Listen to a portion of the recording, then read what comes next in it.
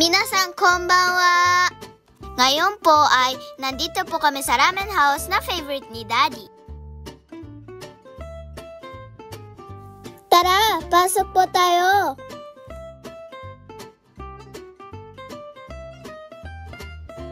Dito po yung waiting area kapag marami pa pong nakain sa loob.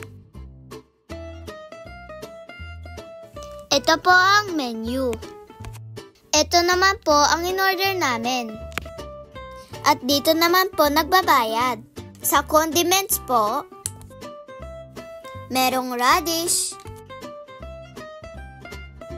chili powder,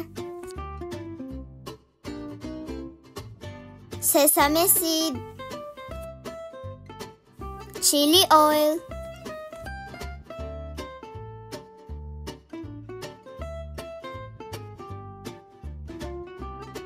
garlic paste,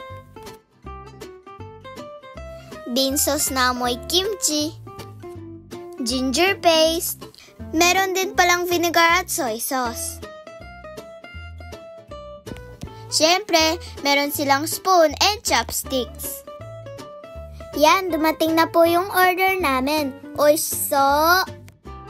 Kakain na po kami. Itadakimasu!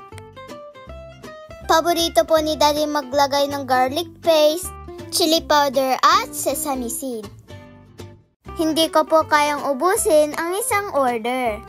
Kaya, share po kami ni Mami. Sorry po, mabagal po kasi talaga ako kumain.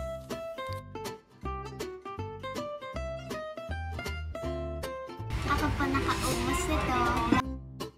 Yan, tapos na po kami kumain. Uuwi na po kami. Salamat po sa panonood. Bye-bye!